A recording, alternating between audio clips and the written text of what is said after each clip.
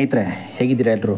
ನೋಡಿ, ಆರ್ ಅಶೋಕ್ ಅವರು ಕೂಡ ಈಗ RCB ನಡೀತಾ ಇರೋ ಈಗ ಮ್ಯಾಚ್ ಬಗ್ಗೆ ಕೂಡ ಏನು ಹೇಳಿದ್ದಾರೆ ಅಂತಂದರೆ, ನೋಡಿ, ಕೋಟಿ ಅಭಿಮಾನಿಗಳಿಂದ 1.5 ದಶಕಕ್ಕೂ ಹೆಚ್ಚು ಕಾಲದ ಕನಸನ್ನು ಕೂಡ ಈ RCB ಕೂಡ ಹೊಂದಿದೆ. ಇಲ್ಲ ಅಂತಲ್ಲ ನಾನು ಹೇಳ್ತಾ ಇರೋದು.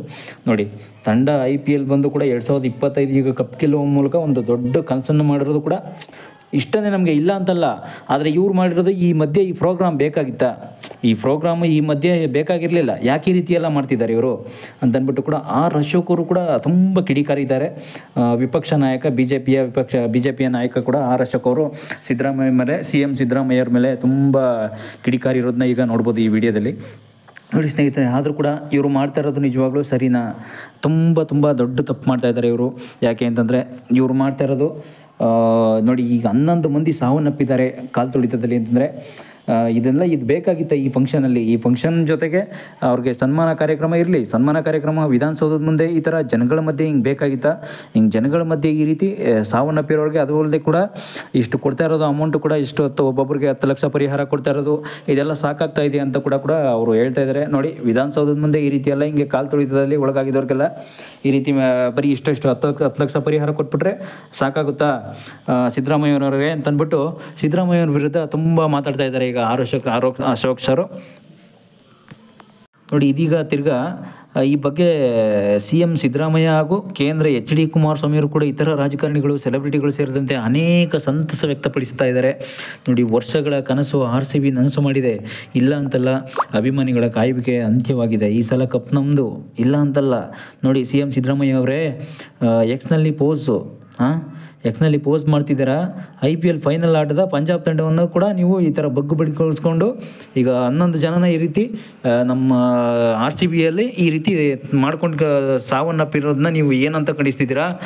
ಇದೆಲ್ಲ ನಿಮಗೆ ನಾಚಿಕೆ ಆಗ್ತಾ ಇಲ್ವಾ ಅಂತ ಅಂದ್ಬಿಟ್ಟು ಕೂಡ ಕುಮಾರಸ್ವಾಮಿ ಅವರು ಕೂಡ ಕಿಡಿಕಾರಿರೋದನ್ನು ನಾವು ನೋಡ್ಬೋದು. ಜೊತೆಗೆ ಆರ್ ಅಶೋಕ್ ಸರ್ ಕೂಡ ತುಂಬ ವ್ಯಕ್ತಪಡಿಸ್ತಾ ಇದ್ದಾರೆ, ಈ ರೀತಿ ಎಲ್ಲ ನೀವು ಮಾಡ್ತಾ ಇರೋದು ಸರಿಯಲ್ಲ. ಈ ಥರ 11 ಜನ ಸಾವು ಅಂತಂದರೆ ನಮ್ಮ ಜನ ಏನು ಸುಮ್ಮನೆ ಬಿಟ್ಟಿಯಾಗಿ ಬಂದು ಕೂತಿದ್ದಾರೆ ಇಲ್ಲಿ? ಈ ರೀತಿಯೆಲ್ಲ ಈ ಥರ ಫಂಕ್ಷನ್ ಮಾಡುವಂಥದ್ದು ಏನಾಗಿತ್ತು ನಿಮಗೆ?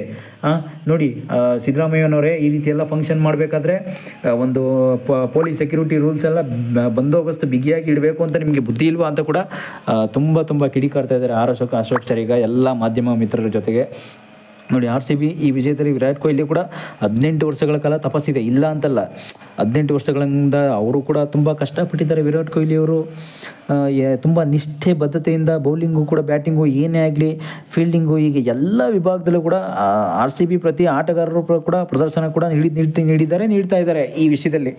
ಆದರೆ ಈ ಟೈಮಲ್ಲಿ ಈ ಫಂಕ್ಷನ್ ಅವ್ರ ಜೊತೆಗೆ ಮಾಡಿ, ಇಲ್ಲ ಅಂತಲ್ಲ. ಆದರೆ ಈ ಜನಗಳನ್ನೆಲ್ಲ ಒಂದು ಕರೆಕ್ಟಾಗಿ ಒಂದು ವಿಧಾನಸೌಧದ ಮುಂದೆ ರೋಡಲ್ಲಿ ಚೇರ್ ಇಲ್ಲ, ಏನಿಲ್ಲ, ಒಂದು ಕುರ್ಚಿ ಇಲ್ಲ, ಈ ಸಲ ಹಿಂಗಾಗಿರೋದ್ರಿಂದ ನೀವು ಮಾಡ್ತಾ ಇರೋದು ತಪ್ಪಲ್ವಾ?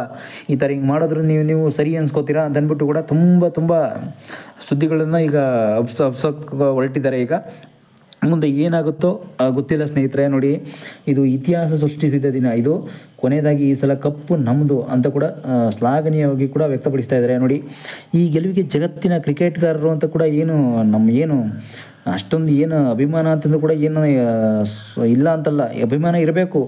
ಇಷ್ಟೊಂದು ಅಭಿಮಾನ ಯಾಕೆ ಬೇಕಾಗಿತ್ತು?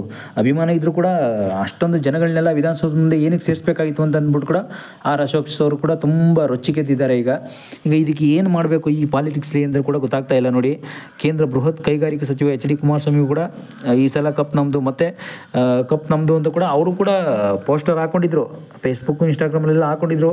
ನೋಡಿ, ಐತಿಹಾಸಿಕವಾಗಿ ಇದು ದಿಗ್ವಿಜಯ ಸಾಧಿಸಿದ ದಿನ ಆಗಿದೆ. ಆದರೂ ಕೂಡ ಈ ಫಂಕ್ಷನ್ನ ನೀವು ಜನಗಳನ್ನ ಈ ರೀತಿ ಅರೇಂಜ್ ಮಾಡಿಕೊಂಡು ಈ ರೀತಿ ಮಾಡಿರೋದು ತುಂಬ ದೊಡ್ಡ ತಪ್ಪಾಗಿದೆ. ಇದರಿಂದ ಜನಗಳಿಗೆ ತುಂಬ ದೊಡ್ಡ ನಷ್ಟ ಆಗಿದೆ. ನೋಡಿ, ಅವ್ರ ತಂದೆ ತಾಯಿ ಹೇಳ್ತಾ ಇದ್ದಾರೆ, ಇದಕ್ಕೆ ನೀವು ಏನು ಮಾಡಬೇಕು ಈಗ ಸಿದ್ದರಾಮಯ್ಯನವರೇ ಅಂತ ಅಂದ್ಬಿಟ್ಟು ಕೂಡ ಆರ್ ಅಶೋಕ್ ಅವರು ಸರ್ ತುಂಬ ಜಾಸ್ತಿ ಕಿಡಿಕಾರಿಕೊಂಡು ಈ ವಿಷಯನ ಮಾಧ್ಯಮಗಳ ಮುಂದೆ ತಿಳಿಸಿದ್ದಾರೆ. ನೋಡಿ ಸ್ನೇಹಿತರೆ, ನೋಡಿ, 6.5 ಕೋಟಿ ಕನ್ನಡಿಗರ ಕನಸನ್ನು ನನಸು ಮಾಡಿದ ಈ ಪಟ್ಟೇದಾರ್ ಕ್ರಿಕೆಟ್ ಕನ್ನಡಿಗರು ಇಡೀ ಜಗತ್ತಿನ ಕ್ರಿಕೆಟ್ ಪ್ರೇಮಿಗಳು ಕೂಡ RCBಯನ್ನು ಕೂಡ ವರ್ಣಿಸಿದ್ದಾರೆ. ಇಲ್ಲ ಅಂತಲ್ಲ. ಆದರೆ ಕರ್ನಾಟಕದ ಕ್ರಿಕೆಟ್ ಇತಿಹಾಸದಲ್ಲಿ ಈ ಗೆಲುವು ಮಹೋನ್ನತ ಮೈಲಿಗಲ್ಲು ಅಂತಂದು ಕೂಡ ಹೇಳ್ಬೋದು. ಇಲ್ಲ ಅಂತಲ್ಲ. ನೋಡಿ, ಕ್ರಿಕೆಟ್ ಬಗ್ಗೆ ನಿಮಗೆ ಪೂರ್ತಿ ವಿಷಯ ಇನ್ನೂ ಹೇಳ್ಬೇಕು ಅಂದರೆ ಆಳವಾದ ವಿಷಯ ಇದೆ. ಸದ್ಯಕ್ಕೆ ಒಂದು ಸ್ವಲ್ಪ ಲೈಟಾಗಾದರೂ ಹೇಳ್ಬಿಡ್ತೀನಿ ನೋಡಿ ಸ್ನೇಹಿತರೆ. ಯಾಕೆಂದರೆ ನೋಡಿ, ಮುಖ್ಯವಾಗಿ 18 ವರ್ಷಗಳಷ್ಟು ಸುದೀರ್ಘ ಕಾಲ ತಂಡ ತುಂಬ ಶ್ರೇಯಸ್ಸು, ತುಂಬ ತುಂಬ ತುಂಬ ಕಷ್ಟಪಟ್ಟು ಆಟಗಾರ ವಿರಾಟ್ ಕೊಹ್ಲಿ ಅವರನ್ನು ಕೂಡ ತುಂಬ ವೇಳೆ ಕೇಂದ್ರ ಸಚಿವರು ಕೂಡ ಅಭಿನಂದಿಸಿದ್ದಾರೆ. ಆದರೂ ಕೂಡ ಇದಕ್ಕೆಲ್ಲ ತುಂಬ ನಾವು ಕೂಡ ಎಲ್ಪ್ ಮಾಡಲೇಬೇಕು ಅಂತ ಅಂದ್ಬಿಟ್ಟು ಸಿದ್ದರಾಮಯ್ಯನವರು ಕೂಡ ತುಂಬ ಶ್ಲಾಘನೀಯವಾಗಿ ವ್ಯಕ್ತವನ್ನು ಪಡಿಸಿದ್ದಾರೆ ಎಲ್ಲ ಈ ಮಾಹಿತಿಯ ಬಗ್ಗೆ.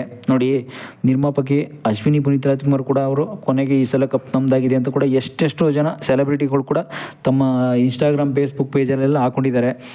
ಈ ಸಲ ನಮ್ಮ ಆರ್ ಸಿ ಬಿನೇ ಗೆಲ್ಲೋದು ಗೆಲ್ಲಬೇಕು ಅಂತ ಕೂಡ ಹಾಕೊಂಡಿದ್ರು. ಆದರೆ ಇದೊಂದು ಅಭಿಮಾನ ಅಲ್ವಾ ಅಂತ ಅಂದ್ಬಿಟ್ಟು ಕೂಡ ನಾವು ಇದು ಫಂಕ್ಷನ್ನ ಮಾಡಬೇಕಾಗಿ ಬಂತು. ಅದು ಅಭಿಮಾನಿಗಳ ಮುಂದೆನೇ ಮಾಡಬೇಕು ಅಂತ ಅವರು ಅರೇಂಜ್ ಮಾಡಿರೋದಷ್ಟೇ, ಬೇರೆ ಇನ್ನೇನಿಲ್ಲ. ನೋಡಿ, ಅಭಿಮಾನಿಗಳ ಮುಂದೆ ಈ ಥರ ಅರೇಂಜ್ ಮಾಡಿದಾಗ ತುಂಬ ಹೆಲ್ಪ್ ಆಗುತ್ತೆ. ಯಾಕೆಂತಂದರೆ ಈ ಥರ ಹೆಲ್ಪ್ ಆಗೋದ್ರಿಂದ ಅಭಿಮಾನಿಗಳ ಮುಂದೆ ಹಿಂಗೆ ಅರೇಂಜ್ ಮಾಡಿದಾಗ ತುಂಬ ಹೆಲ್ಪ್ ಆಗುತ್ತೆ. ಇದು ಕೂಡ ಚೆನ್ನಾಗಿರುತ್ತೆ ಅಂತ ಅಂದ್ಬಿಟ್ಟು ನೋಡಿ, ಮಾಜಿ ಮುಖ್ಯಮಂತ್ರಿ ಬಸವರಾಜ ಬೊಮ್ಮಾಯಿ ಕೂಡ ಈ ಸಲ ಕಪ್ ನಮ್ಮದೇ ಅಂತ ಕೂಡ ವರ್ಣಿಸಿದರು. ಆದರೂ ವಿಜಯೋತ್ಸವ ಕುರಿತು ಮಾತನಾಡಿದ್ದಾರೆ ಅವರು. IPL ಫೈನಲ್ ಪಂದ್ಯದಲ್ಲಿ ನೋಡಿ, ಪಂಜಾಬ್ ತಂಡವನ್ನು ಸೋಲಿಸಿ ಚಾಂಪಿಯನ್ ಆಗಿರೋ ಇವರು ಯಾಕೆ ಇಷ್ಟೊಂದು ಈ ಥರ ಯಾಕೆ ಮಾಡ್ತಾಯಿದ್ದಾರೆ ನೋಡಿ. ಅಹಮದಾಬಾದ್ನ ನರೇಂದ್ರ ಮೋದಿ ಸ್ಟೇಡಿಯಂನಲ್ಲೂ ಕೂಡ ಅಲ್ಲಿ ಕೂಡ ಫೈನಲ್ ಕೂತಾಗ ಕೂಡ ಅಲ್ಲೂ ಕೂಡ ನರೇಂದ್ರ ಮೋದಿ ಅಮಿತ್ ಶಾ ಕೂಡ ಖುಷಿಪಟ್ಟಿದ್ರು ಅಂತ ಅಂದ್ಬಿಟ್ಟು ಅವ್ರಿಗೂ ಕೂಡ ತುಂಬ RCB ಕೂಡ ತುಂಬ ಹೆಲ್ಪ್ ಮಾಡಿದ್ರಂತೆ. ಆದರೆ ಈಗ ಅಮಿತ್ ಶಾ ಕೂಡ ಸಿದ್ದರಾಮಯ್ಯನ ವಿರುದ್ಧ ತುಂಬ ಕಿಡಿಕಾರಿದ್ದಾರೆ ನೋಡಿ. ಅಮಿತ್ ಶಾ ಕೂಡ ಸಿದ್ದರಾಮಯ್ಯನ ವಿರುದ್ಧ ಕಿಡಿಕಾರಿದ್ದಾರೆ ಅಂತಂದರೆ ಏನರ್ಥ? ಹಾಗಾದರೆ ಈ ಥರ ಫಂಕ್ಷನ್ ಮಾಡಿದ್ದು ನೀವು ಸರಿಯಲ್ಲ. ನೀವು ಈ ರೀತಿ ಫಂಕ್ಷನ್ ಮಾಡಬಾರ್ದಿತ್ತು. ಅದುಗಳದೇ ಜನಗಳನ್ನ, ಅಭಿಮಾನಿಗಳನ್ನ ಈ ರೀತಿ ಒಂದು ದೊಡ್ಡ ಮೈದಾನದಲ್ಲಿ ಮಾಡ್ದೇ ಇಲ್ಲಿ ಯಾವುದೋ ಸಣ್ಣ ಚಿಕ್ಕ ವಿಧಾನಸೌಧ ಮುಂದೆ ಇರೋ ರೋಡಲ್ಲಿ ಮಾಡಿದಿರಲ್ಲ, ಇದನ್ನು ನಿಜವಾಗ್ಲೂ ಈ ರೀತಿಯೆಲ್ಲ ಎಲ್ಲ ನೋಡಿ, ಎಲ್ಲಂದರಲ್ಲಿ ಚಪ್ಪಲಿಗಳು, ಎಲ್ಲಂದರಲ್ಲಿ ಒಂದು ವ್ಯವಸ್ಥೆ ಇಲ್ಲ, ಕರೆಕ್ಟಾಗಿ ಪೊಲೀಸ್ ಭದ್ರತೆ ಇಲ್ಲ. ಇದಕ್ಕೆ ನೀವು ಮಾಡಿರೋದು ತುಂಬ ಸರಿಯಲ್ಲ ಅಂತ ಅಂದ್ಬಿಟ್ಟು ಕೂಡ ತುಂಬ ವ್ಯಕ್ತಪಡಿಸ್ತಿದ್ದಾರೆ ಸ್ನೇಹಿತರೆ.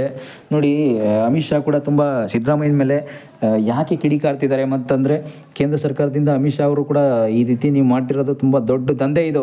IPL ಅಂತಂದರೆ ನೀವು ಏನು ಅಂದ್ಕೊಂಡಿದ್ದೀರಾ?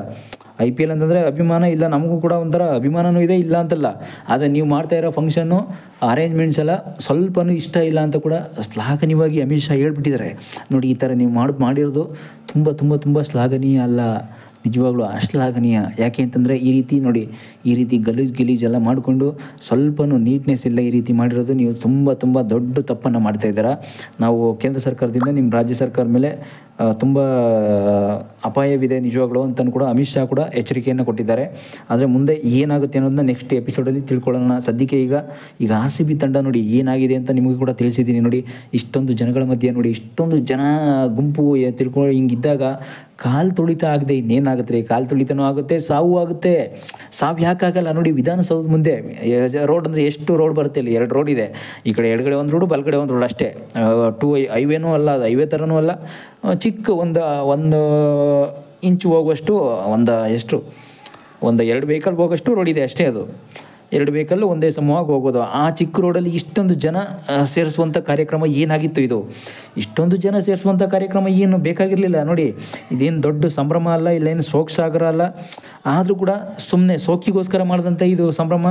11 ಸಾವನ್ನು ನೋಡಬೇಕಾಗಿತ್ತಲ್ಲ ಈಗ ನಮ್ಮ RCB ತಂಡ ಅಂತಂದ್ಬಿಟ್ಟು ಕೂಡ ದೊಡ್ಡ ರಾಜಕಾರಣಿಗಳು ಕೂಡ ರೊಚ್ಚಿಗೆದ್ದಿದ್ದಾರೆ. ಈ ವಿಷಯದಲ್ಲಿ ಕಾಂಗ್ರೆಸ್ ಸರ್ಕಾರ ಏನು ಮಾಡುತ್ತೆ, ಮತ್ತು ಅವ್ರಿಗೆ ಅದು ಅಲ್ಲದೆ ಕಾಂಗ್ರೆಸ್ ಸರ್ಕಾರ ಅಲ್ಲದೆ BJP ಸರ್ಕಾರ ಕೂಡ ನಮ್ಮ ಕಡೆಯಿಂದ ನಮ್ಮ ಪ್ರತಿ ತಿಂಗಳು ಒಂದೊಂದು ತಿಂಗಳು ಸಂಬಳ ಭತ್ಯೆಯನ್ನು ನಾವು ಸ್ಯಾಲ್ರಿಯನ್ನು ನಾವು ಸಾವನ್ನಪ್ಪಿರೋರ ಕುಟುಂಬದವ್ರಿಗೆ ಕೊಟ್ಬಿಡ್ತೀವಿ ಅಂತ ಕೂಡ BJP ಶಾಸಕರು ಕೂಡ ಹೇಳಿದ್ದಾರೆ ಇದರಲ್ಲಿ. ಆದರೆ ಮುಂದೆ ಏನಾಗುತ್ತೆ ಅಂತ ಸ್ನೇಹಿತರೆ ನೋಡಬೇಕು. ನೋಡಿ, ಇಲ್ಲಿವರೆಗೆ ನಾನು BJP ಶಾಸಕರು ಏನು ಹೇಳಿದ್ದಾರೆ ಅನ್ನೋದನ್ನ, ಸಿದ್ದರಾಮಯ್ಯನವ್ರಿಗೆ ಮತ್ತು ಅಮಿತ್ ಶಾ ಕೂಡ ಏನು ಹೇಳಿದ್ದಾರೆ ಅನ್ನೋದನ್ನ ತಿಳಿಸ್ಕೊಟ್ಟೆ. ಮುಂದಿನ ಎಪಿಸೋಡಲ್ಲಿ ಏನಾಗುತ್ತೆ ಅಂತ ನೆಕ್ಸ್ಟಲ್ಲಿ ನೋಡೋಣ. ಸದ್ಯಕ್ಕೆ ಇಲ್ಲಿವರೆಗೆ ವಿಡಿಯೋ ನೋಡಿದ್ದಕ್ಕಾಗಿ ಥ್ಯಾಂಕ್ ಯು, ಧನ್ಯವಾದಗಳು.